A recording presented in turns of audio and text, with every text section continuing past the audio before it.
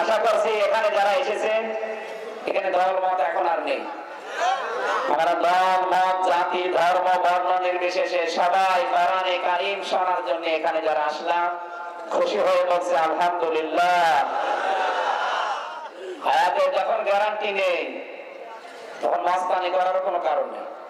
কারণ আপনি কি নিয়ে মাস্তানি করছেন? আপনার জীবনে টাকা পয়সা অর্থ সম্পদ ছেলে মেয়ে ক্ষমতা এর চাইতে দামি জিনিস সময়। হায়াত, হায়াতটা দামি না? এই হায়াতটা আপনার বাবা দিয়েছে? কে দিয়েছে? আল্লাযী খালাকাল মাউতা ওয়াল হায়াতা। আল্লাহ বলেন আমি মাউত আর হায়াত বানালাম, সুতরাং হায়াতটা আল্লাহর দেওয়া। হায়াতটা কার দেওয়া? আপনি যেটা নিয়ে চলাফেরা করছেন এটাই তো অন্যের দেওয়া। আপনি কি নিয়ে মস্তানি করেন বলেন তো?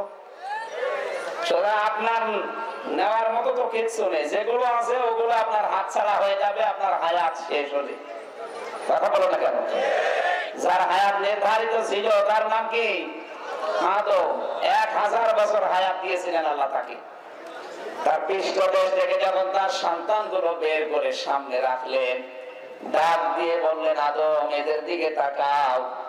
এক একজনের দিকে তাকিয়ে দেখে সুন্দর সুন্দর কি, এটার নাম বলে ইদ্রিস, এর নাম সুলাইমান, এর নাম কি দাউদ। দাউদ নবীর দিকে তাকিয়ে আল্লাহর নবী হযরতে আদম ডাক দিয়ে বলে রব্বুল আলামিন এই যে আমার সন্তান দাউদ এর বয়স কত? আল্লাহ বলেন হায়াত আমি দিয়েছি মাত্র 40 বছর। আর 52 সানা, কয় বছর? 40 বছর হায়াত দিয়েছি। হযরতে আদম ডাক দিয়ে বলে আল্লাহ তোমার কি বিচার? এ কেমন হলো? আমারে দিলে 1000 বছর আর আমার সন্তানকে দিলে মাত্র 40। আমি এটা মানি না। আমি বাবা হিসাবে বলছি আমার সন্তানের বয়সটা বাড়িয়ে দাও। আল্লাহ বলেন দেখো কলম দিয়ে লেখা হয়ে গেছে আর কলমের কালি শুকিয়ে গেছে, সুতরাং এখন আর বলা কোয়া করলেও হবে না। আদম নবী বললে যদি বলা করা করলে না হয় তাহলে আমার হায়াত আমি দিয়ে দিলাম, অন্তত তার হায়াতটা কিছু বাড়িয়ে দাও। আল্লাহ বলে কয় বছর দিলে? বছর 60 বছর। কত হবে? 940 বছর হায়াত আর বাকি আছে। ঠিক 940 বছর পরে আজরাইল এসে ডাক দিয়ে বলে আল্লাহ পাঠিয়েছে আপনার জান কবজ করার জন্য।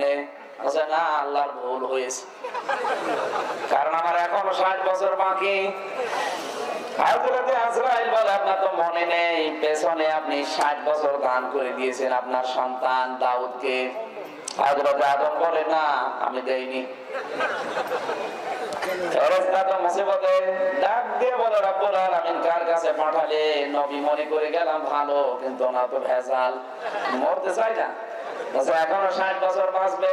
বলে হায়াত 60 বছর দিয়েছে ওইটার মনে নেই।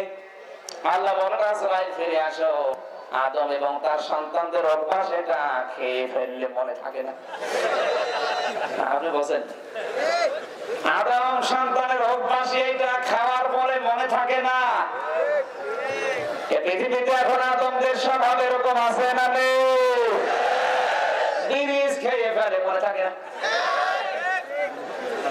কোন জায়গায় ইঙ্গিত দিলাম আপনি বুঝেছে? ঠিক আছে, জায়গা মতো চলে গেছে। কিছু খেয়ে ফেলে মনে থাকে না, খাওয়ার পরে মনে থাকে না। এই দোষ আদম সন্তানের নাই, দোষ আছে আমাদের বাবা আদমের। ওনার দিকে গড়িয়ে দিলাম আমরা সব নিষ্পাপ। আমার কথা বুঝেছে? খাওয়ার পরে যাদের মনে থাকে না এরকম আদম সন্তান ফরিদপুরে নেই। বাংলাদেশে মানে সন্তান বেশি, খেয়ে ফেললে আর মনে থাকে না। তত ব্রিজ কালভার্ট রাস্তা কত কিছু খেয়ে ফেলে মনে থাকে না। আমার ভাইরা, একজনের হায়াত নির্ধারিত ছিল পৃথিবীতে, কিন্তু আমাদের কারো নির্ধারিত নেই। কখন মরণ আসে কেউ জানে না। এখানে বসে আছেন, দাঁড়াবেন, সে গ্যারান্টি আপনার হাতে নেই।